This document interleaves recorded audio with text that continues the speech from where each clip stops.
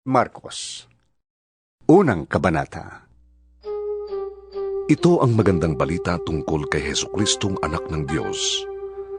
Nagsimula ito nung matupad ang isinulat ni Propeta Isaias. Narito ang sugo ko na aking ipadadalang mauna sa iyo.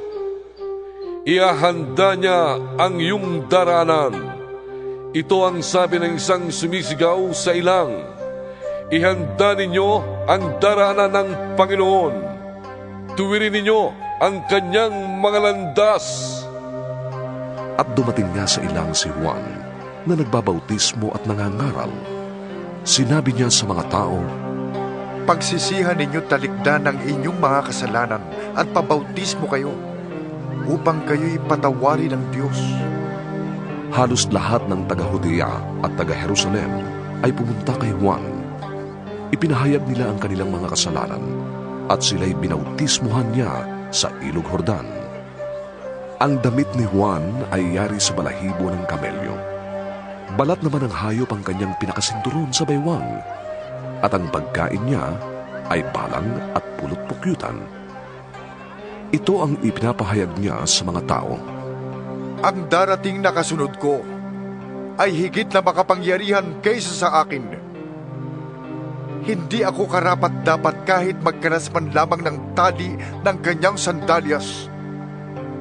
Binabautismuhan ko kayo sa tubig, ngunit babautismuhan niya kayo sa Espiritu Santo.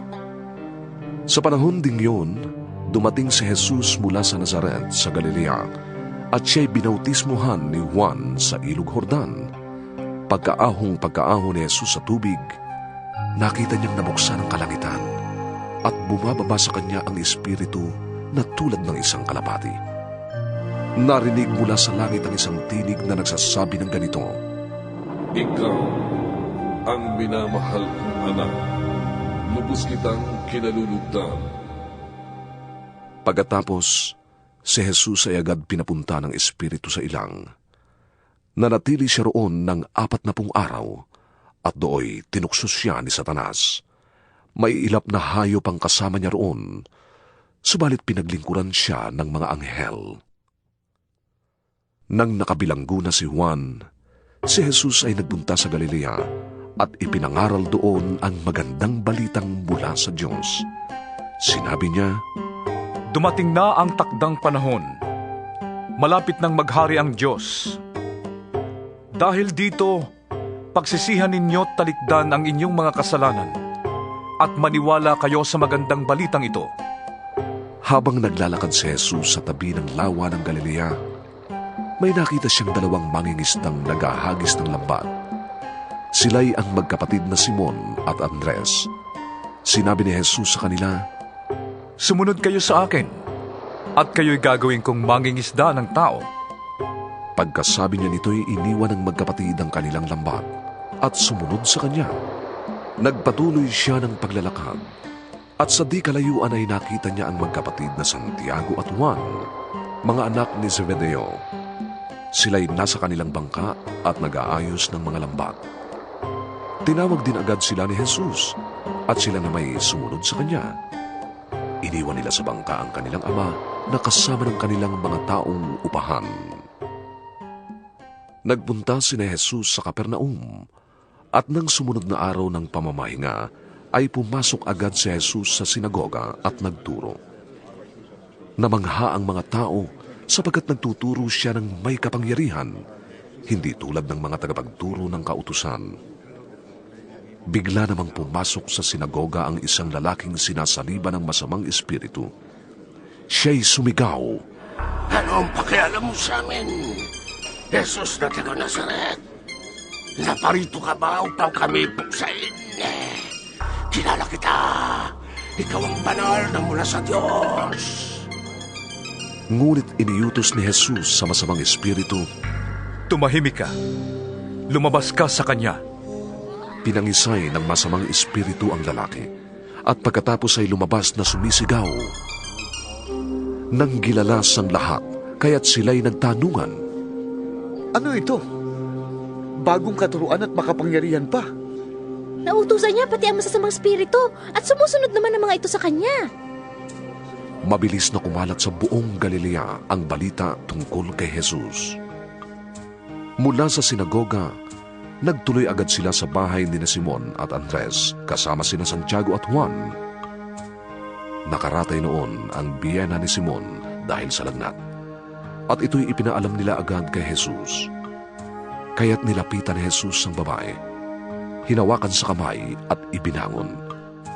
Noon di nawala na ang lagnat ng babae at naglingkod siya sa kanila. Pagkalubog ng araw, dinala kay Jesus ang lahat ng may sakit at ang mga sinasaliban ng demonyo. Halos lahat ng tao sa bayan ay nagkatipon sa harap ng bahay at kanyang pinagaling ang maraming may sakit, anuman ang kanilang karamdaman. Pinagaling din ni Jesus pati ang mga sinasaniban ng demonyo. Hindi niya hinayaang magsalita ang mga demonyo sapagkat alam nila kung sino siya. Madaling araw pa'y bumangon na si Jesus at nagtungo sa isang ilang na pook upang manalangin. Hinanap siya ni Simon at ng mga kasama nito at nang siya'y matagpuan, sinabi nila, Hinahanap po kayo ng lahat. Ngunit sinabi niya sa kanila, Kailangang pumunta rin tayo sa mga kalapit bayan upang makapangaral ako roon. Ito ang dahilan ng pagparito ko.